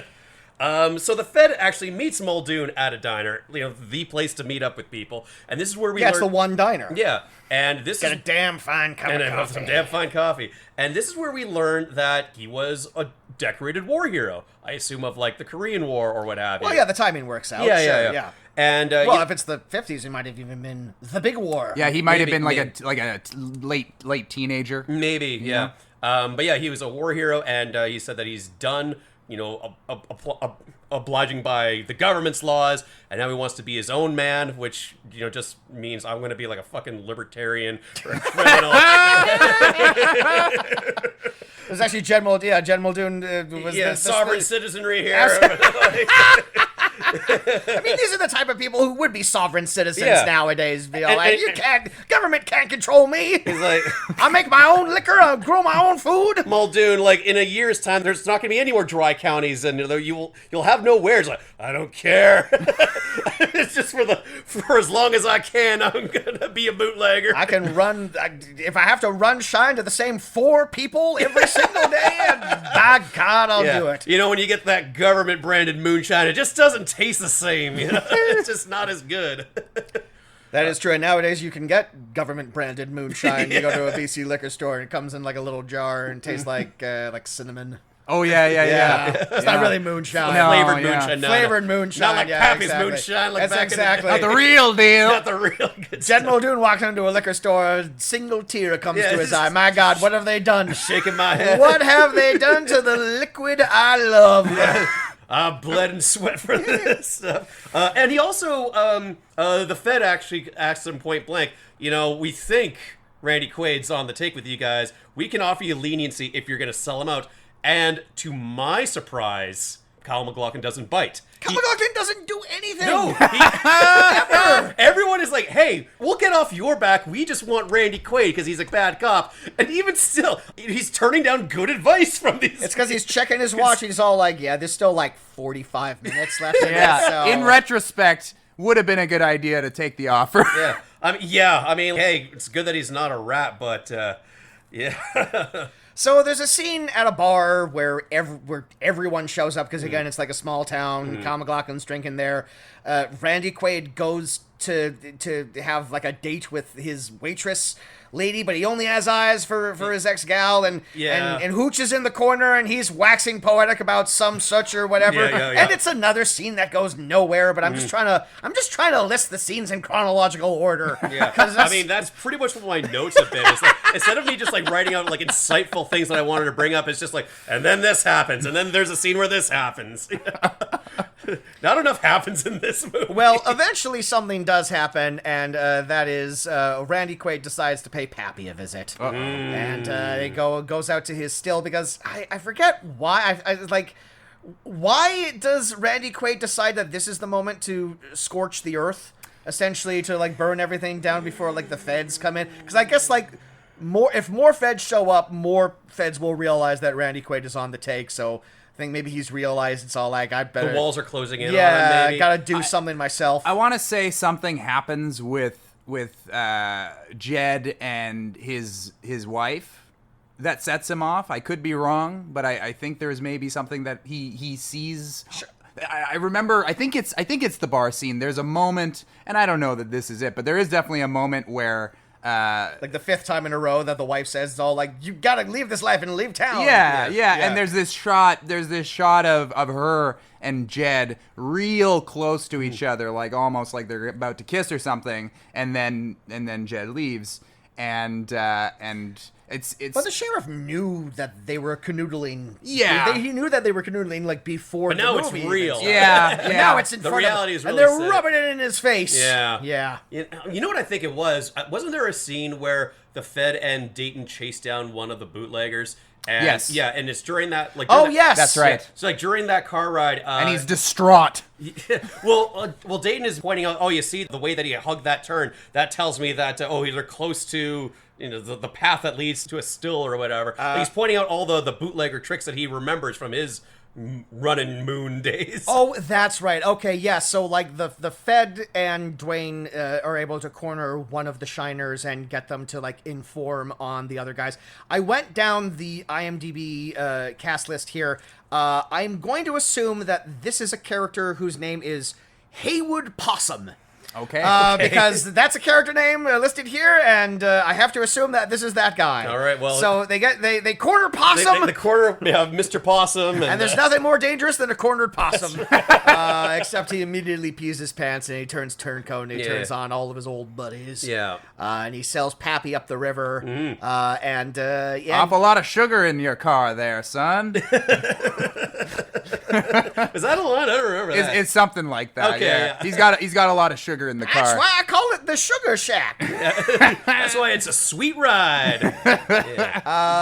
So Randy Quaid goes to meet Pappy in the mountains, and we know what's coming. We know what's happening. He's gonna let his shotgun do the talking. And so at this point in time in the movie, I'm feeling its length. It's like an hour and a half, but I'm feeling the length of this movie, and I'm just like, I'm getting to the point where like I'm just trying to find like anything to amuse myself and like the dialogue. And so Pappy's up in the mountain and he's got his hound dog there. What is the dog's name? He's Calhoun. Calhoun. Is I that thought right? it was McClintock.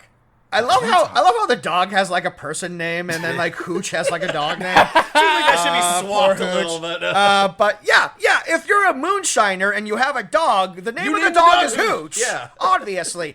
But so the dog is barking at Randy Quaid, and Randy Quaid says, "Do something with that dog." And I was so bored in this moment. What I wanted Pappy to do was to kneel down, grab the dog's ears, and go. It's what I would have done. Just smush up his face. As an actor, that would have been my offer for the scene. I think this is right for Pappy to goof around with the dog's ears. Be more specific, Yeah. Randy Quaid. But no, what he does is he puts a crate over the dog. Yeah. Yeah, and then... Nothing bad happens to the dog. The dog's The dog's fine. The dog survives the movie. But, like, I guess he's trapped under that crate for a while. And Pappy and the sheriff have a have standoff. words. They have words. Pappy mentions that he knew Sheriff Randy Quaid's dad, and that Randy Quaid's dad was super disappointed in him. And he actually assumes that maybe his dad wasn't his dad. His dad was probably like this other redneck who was like a dumb son of a bitch, and I see that in you. And Randy Quaid has probably the hardest line of dialogue in this entire movie, where he says, "Well, say hi for me," and then he blows Pappy away with the shotgun. Yeah. Pretty badass, I'm not Yeah. gonna lie. Yeah. I don't support Sheriff Miller's policies. I just think every once in a while he has a cool line of dialogue. And this is one of them, and I didn't want Pappy to be blown away. But if he was gonna get blown away, he might as well say something cool right before it happens. But he's just mortally wounded because hours later, Kyle That's right. MacLachlan shows up and he encounters Pappy, dying from his shotgun wounds. He frees the dog. I'll just get that out of the way. He frees him from the Dog's crate. fine. Dog's fine. He lives long enough to give his dying words to his boy. his son. Yeah, he held on just long enough so he could die in his son's arms. Also, Randy Quaid blows Pappy away with a massive shotgun blast. That dog is completely quiet, which is not what would happen No. in real life. Maybe but, the dog's deaf. Who knows? Yeah, I mean, it looked like an old dog. Yeah, it was an old smell. it's not. Yeah, I know. He was giving me Geach vibes. Yeah. Oh, Geach is gone to heaven, Mr. Terwilliger. Pappy mentions that he rigged the entire camp to blow because he was worried about a raid or something. So now the place is just like lined with dynamite. He just needs Kyle MacLachlan to do the finishing touches. Kyle MacLachlan Buries his father. he buries his father in a very short grave that is too narrow for a man of Pappy's side, and he puts up a nice grave on it. That just says Pappy. Pappy. That was his first and last name. Yeah. He had it legally changed Here lies- to Pappy. Yeah, here lies Pappy. None of that beloved father or anything. He's No just- R.I.P. No R.I.P. No date. And I just love the pointlessness of it all, because he builds like this lovely little memorial for his dead father, and then blows up the still directly next to the grave. Yeah. That headstone is not going to survive the No. next 5 minutes. It's made of like driftwood. Yes, it's the first thing that will burn up. So He gets blown away in the shockwave. it's funny, for he sure. buried his father, but he's going to end up cremated. Oh man. He buries him right next to it. Yeah. Right next to the massive explosion that he knows is going to happen. It's how he would have wanted to go. For his That's why dying wishes. He always said that he He lived in this moonshine camp. He wanted to be buried in the moonshine He camp. actually wanted to be distilled down into his own moonshine and have his kin drink him. Yeah, drink well, wait, him what's up, the yeah. fucking difference? Never urinate him out. Yes. Hold your water forever. Special That kind of edition. ties back to Dune a little bit. That's Hey. true. You gotta conserve it. You gotta conserve it all. So Kyle MacLachlan rings up Ethel and he says, like, hey, you still want to get out of town? Can I come with you? And she's like, oh, Kyle MacLachlan. Oh. I mean, who wouldn't react like that? Also, when Pappy is dying, within his final words, does he not drop the title of the movie? He does. He does. He does. It's all like, this is no life for a son of mine going down the Moonshine Highway. And it's directly at the They camera. both look directly at the camera. Yeah. I thought that was weird. I thought that was an odd choice. Yeah. So yeah, he gives her a heads up saying that, like, hey, you and me, we're getting out of town. I'm getting out of the bootlegging business. And then for some dumbass reason, he calls up Randy Quaid and says, like, hey, we're leaving. Yeah, we got unfinished business here. Yeah. Because he probably knows that Randy Quaid is going to track him down no matter what. So he knows he has to. Yeah, I Why think the fuck does he give him a warning call? Of course he's going to go directly to Ethel. And he's in town. He's closer to her. That was actually a really bad call. Yeah. Jesus, literally a bad call. really bad call. I mean, I think he's like a good guy, I guess, and he's like he's a fair guy, and he's like, I'm gonna give you a warning. I'm gonna give you a sporting chance. Yeah. So if maybe you wanted to go Beat up over my girlfriend one last time. exactly. Potentially murder her. Yeah, There's for old really time's nothing stopping him. Apparently, the murder of Pappy has really affected Quaid because he is stone drunk by the time that Kyle MacLachlan calls him. Like, he's just like, we've seen him, like imbibing before throughout the movie. But for some reason, his next course of action after he murders this man is to just get like 2 sheets to the wind. Like he can barely stand up. I did appreciate how he was drinking directly from the growler in the proper way you're supposed to drink it, like from the forearm and everything. What I'm saying, Randy Quaid, he was a good actor. He did his research. He spent he hit the bottle. months in the Appalachian Mountains working for a small town police Going on force. some might call it a bender, but others call it method acting.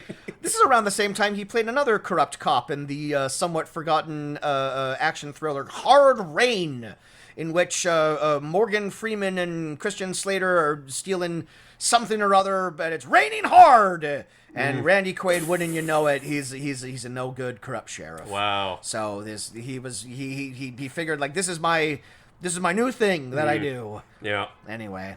Okay, so this is a moment that I want to get really geeky about a prop that's used in this movie. Okay. Because I did like a little like, whoa, when I saw this. So Kyle MacLachlan, he's getting ready to hit the road. He blows up the still or whatever. He takes like all of like Pappy's life savings, which are in this brown bread box tin that says bread on the outside. And I got really excited when I saw this because now growing up, we didn't have the bread one, but we had these exact tins. These are in my house right now. These are I've had these my entire life. These have been in my family for like several generations. Just this style of tin that has like the thing that's supposed to go in it. It tells on you what's the in it. outside. Like no name brand stuff. Absolutely, and I still use them to this day. I've had multiple set decorators like hang out at my house before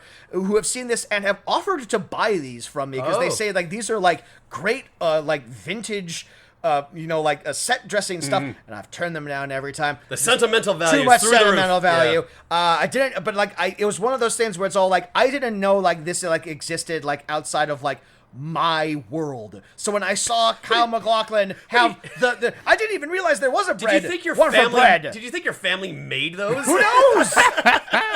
they had the copyright on this. Anything's possible. Sure. Apparently, yeah. And if anyone, I guess I have to post a photo on the Instagram now of these Or fucking tins. Send me a picture of it so I can throw it on the YouTube Right, video. so, You always forget I do pictures for the YouTube If portion. anyone, I don't forget, Jameson. I just don't care. Okay, so great. it's when I'm sorry, buddy. I know that was mean, but it was. But it's true. It's Yeah. true. So, if anyone listening to this, if you also grew up with these tins, write in. Let us know. Right into Take a picture of it, tag Kaz in it, and throw it on the ground. Hashtag tin life. Tin Kaz. Tin Kaz.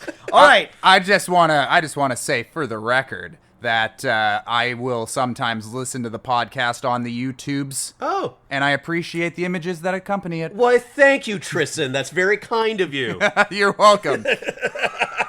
You'll grow tired of it eventually. I know I have. So yeah, Kyle MacLachlan is racing to get to his lady love.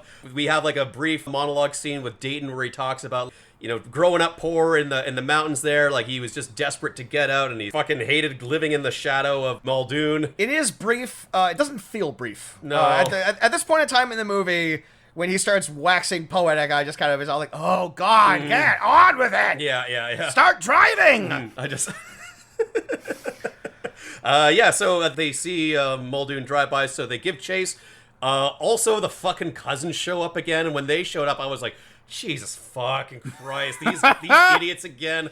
I'm so sick of These guys who really have it out for Kyle MacLachlan, even though their pappy has told them, it's all like, lay off. Like, this literally was nothing to do with him. It was the law. Yeah. The law killed your brother. But the two cousins are like, yeah, we're gonna run you down, Muldoon.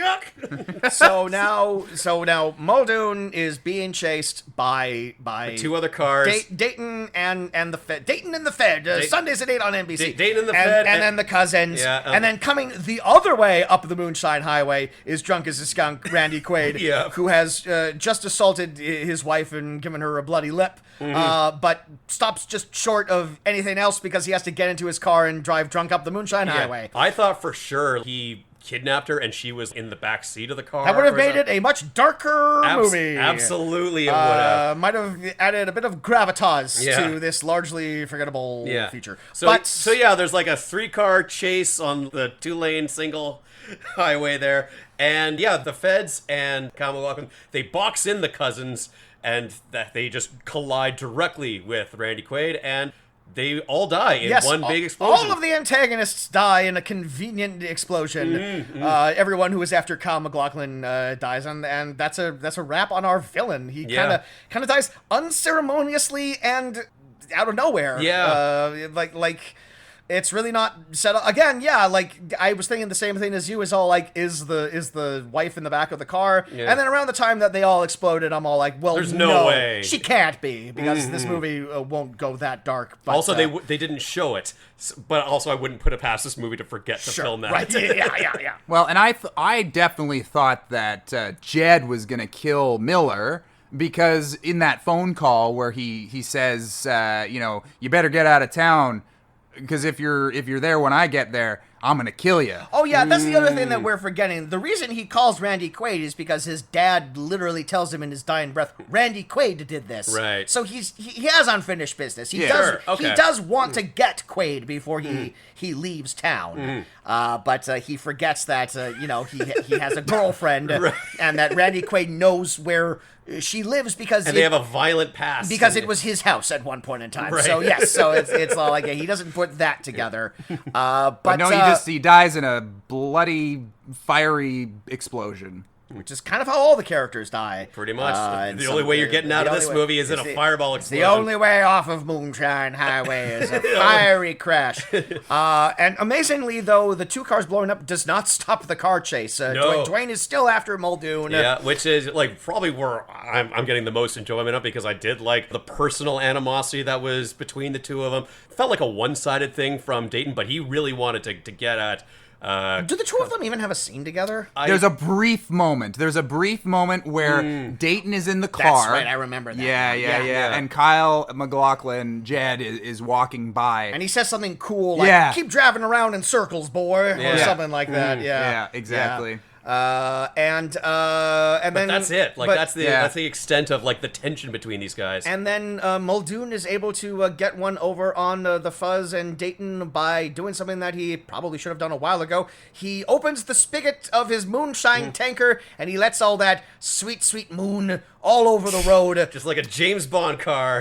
And I guess like Dayton's car has like lost an axle or something, so it's sparking up. It's a little on fire. Yeah, like it's the fender. It's like dragging under the side of the car. It also might be like adjacent fire from the massive explosion that Sure. just happened. Could be. The car might just be on fire. Yeah, but at this point. it sparks a fire and just like derails the car into the woods. Both Dayton and the Fed survive the crash. It's the type of controlled fire where it's all like, Yeah. I'll take this flammable liquid onto this car, but it'll only just enough. It's not to get gonna it lightly aflame. It's not going to be enough to kill you two. Because he also knows it's like, well, I mean, I've just killed like the corrupt sheriff, but if he kills a G-man, they're all gonna come down on He's him. gonna be running forever. Yeah. So well, I mean, they were complicit in it too because they're the ones that boxed in the cousins. So he's at fault too. Yes, but I guess like he has a lot of paperwork that he's going to have to do, and Dayton, probably even more so because Kyle MacLachlan stops the car to, I guess, look over his shoulder to see if they're okay. Fed steps out of the car and he just like waves them off. He's like, "Get out of here!" For some reason, at this Fuck moment, off. Kyle MacLachlan has earned his respect. Yeah, where he's just all like, you know what? It's not worth it. Maybe, and doesn't he even take his tie off? Yeah, he does. He does. He throws it on the ground. Like the classic style of all like, well, I tried this life out and it wasn't for me, so it's all like, maybe I do need to loosen up. Yeah. And Dayton's like throwing his hat on the ground, like, concern it. Yeah. And I'll get you, Muldoon. Yeah. And then Hooch comes by in his pickup truck. That's right. He, I guess, picked up Ethel. He says that Ethel called him okay. to pick him up because she knew that Muldoon. Because they forgot to film that part. Yeah, exactly. Yeah, And she she's all beat to hell, but she's like refusing to go to a hospital. Again, another character that doesn't take anyone's advice.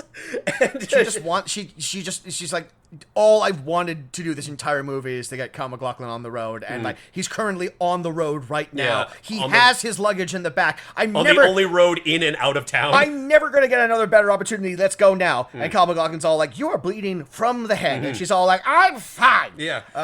Stop it, giraffe. And she says, like, "Oh, what about Sheriff Randy Quaid?" And he's like, "Don't worry about it." And it just casually brushes off that he killed a federal officer. I mean, I think she'd probably be happy to find out about this. Like, you know what's great for head wounds?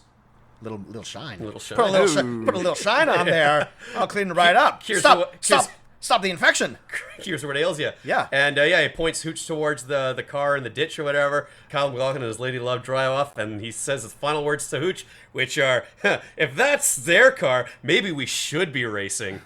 And then all three of them laugh, and they freeze frames in the middle of it. Should have came to that conclusion a couple hours ago, buddy, but here we are. Many lives are on your hands. And that was Moonshine Highway. Yeah. Was there anything we omitted to talk about in this just action-packed? Oh, yeah. Thrill a minute here. This actually the ending reminded me of a moment that I did enjoy as a brief moment, and it's when Jed is talking to his lady love, and he's saying, pack your bag, we're leaving now, get everything. Your one bag. Yeah, and he goes, by the way, you like dogs? And she's like, sure, yeah, I like dogs. And he's like, even old hound dogs? And she's like, yeah, sure. And then he hangs up the phone. He turns to his dog and goes, you're in luck. It was hilarious. What would he have done? What would he have done? I like dogs, but if it's an old hound dog, that is a deal breaker. Like a little toy chow or something that can fit in my bag, or no, I'm allergic to dogs, actually. And then Kyle MacLachlan leans down and goes, like, but what if I did this? You can say no to this. Oh, all right, I'm sold. Yeah. I didn't know you were gonna do the ear thing. There's an exchange between the sheriff and the Fed, where like sheriff's talking about like just how fruitless it is to go after these bootleggers because he's been at it for years and like they're too wily for him to catch. So he just like dismissively says to the Fed, like, so what are you gonna do? You send in the army? To which the Fed guy says, maybe I should. And then the sheriff says, you gonna do that? And then the Fed says, no, I don't have that power. And I'm like, what the? You boys will send the Army, National Guard, hell knows what up in them hills. Shut down every damn still. Well, maybe that's what we should do. What's in the Army? No, I don't have the power for that. Just so petulant between these guys. We've been discussing the plot of this movie, as we often do. One might even say it is the entire purpose of the show that we've been doing for 6 years, Jameson. But as we're like talking this out and as we're like coming up with our own, like amusing things to happen to sort of like stave off the boredom that this movie set in, it does strike me that you could take the bones of this story and you could sort of do a 0 hour / airplane take on it, where you could like basically take the plot of this movie and make a pretty fun parody movie out of it. I think so.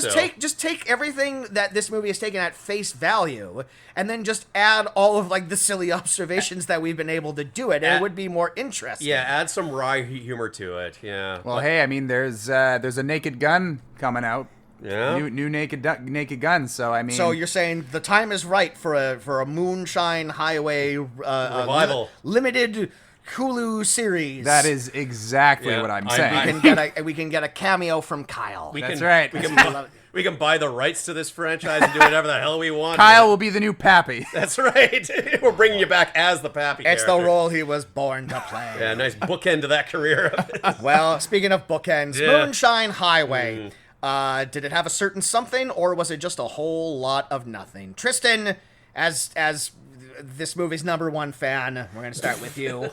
What are your final Sing its thoughts? praises. I mean, as much as I enjoyed it, I gotta say, in the grand scheme of things, it was nothing. Yeah, It was yeah. nothing. After an hour of talking about how much nothing it is, you kind of have to come to that conclusion. Unfortunately, yeah. Look, it's a TV movie. They're kind of designed to be nothing. They're designed to be watched on a Saturday afternoon and then immediately forgotten about once they're over. Yeah. I just found this like a profoundly dull movie from start to finish.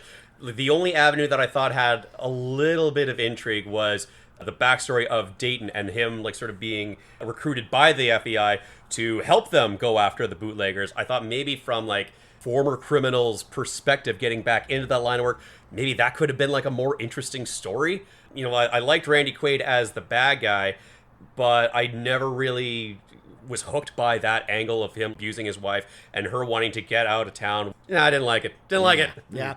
Look, sometimes when you're browsing the aisles of the movie supermarket and you're grabbing a tin of Bread. you're grabbing a tin of bread. You're grabbing bread to put in your bread tin, which is already at home. That's silly. You're not buying a bread tin, but you're buying bread to put in the bread tin that you already have.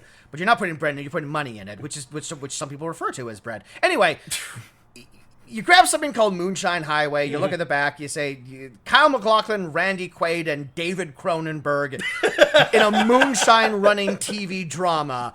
You kind of assume it's going to be more interesting than what this is. But put this one on me. I thought it would be more interesting. It wasn't. No one ever needs to see this. Honestly, our discussion was a lot more fun than watching Of course, this. it's often the case. It would be bad for the listener if it wasn't. But you know, no fault at all with Kyle MacLachlan. He definitely doesn't turn in a bad performance here. No, like this movie is not the fault of the cast. No, whatsoever. not at all. I think they all came to play. It's just not that interesting of a story. And I mean, as the one who was maybe the most pro Moonshine Highway here, I do have to be honest and admit that there was a certain point during this that I kind of started to check my watch. Yeah.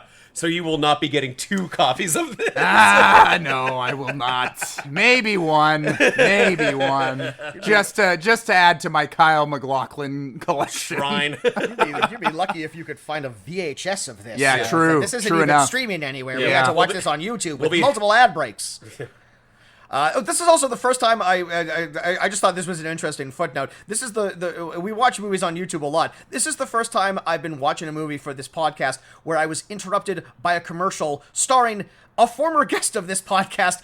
There was a yogurt commercial where past guest Lydia Campbell was on there. She was the mom. So I just thought that was interesting. Shout out to Lydia. Oh, cool. But anyway, that was more interesting than anything that happened in this. Moonshine Highway, there we are. Tristen, thanks for for doing coming this, by. man. I'm so glad we were able to make this work, and I'm glad we were able to get you in before you move. Do you want to plug your education? Do you want to plug your upcoming school? Or Yeah, for sure. No, thanks so much for having me, you guys. This was a lot of fun. I love getting to talk about movies. But it never comes up in our day-to-day conversations. Yeah, no, we mostly talk about other things. Yeah. So education, very important. You hear that, kids? Stay in school. But yeah, no, so I'm moving to New York City. New York City, baby. At the end of They this have summer. more than one Moonshine Highway there. Oh, that's right. They've got at least 2. At least 2. Yeah. And but I will be going to attend a program out there called the Neighborhood Playhouse Theater, and it's a 2-year conservatory acting program. I'm continuing my acting theater education. I'm very excited. I think it's going to be a lot of fun. I'm going to have some fun new experiences in New York City. This is the only way you can pronounce It's the only that. way you can say.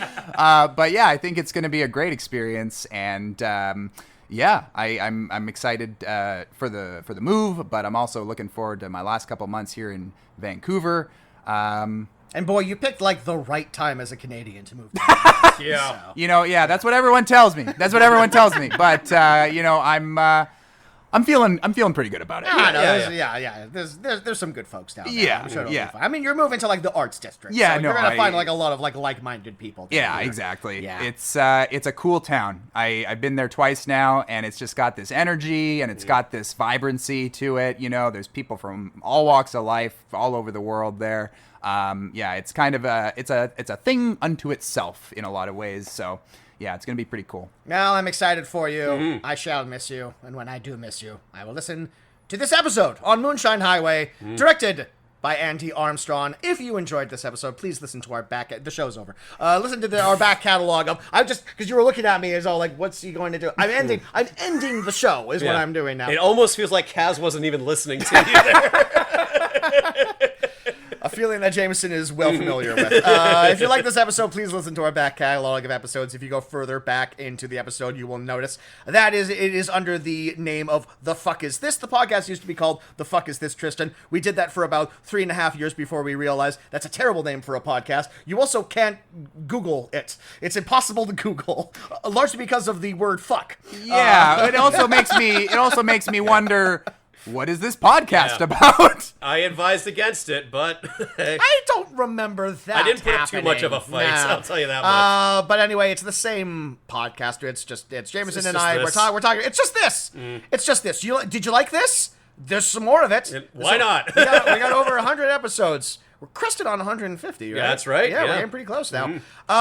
We'd like to thank Eddie Lamb for his fantastic theme music. You can follow us on all the social medias. You can follow me on Letterboxd. I'm Kaz Lescard. You can subscribe to my YouTube channel where I make a bunch of webtoons. One which actually like crazily won a film award and all that. So that's pretty cool. And I'll leave you with an iconic line from from Kyle MacLachlan. That's some damn fine coffee. And he's holding his empty coffee cup. Yeah. Ladies and gentlemen. That's But true. we could have had a lot of coffee bits on this episode. We didn't think about it. Damn. We should have all been drinking Okay, erase the episode. We're starting over. All right. I'll get the coffee on. We'll do it. We're doing it live. All right, bye everyone. We're not doing that.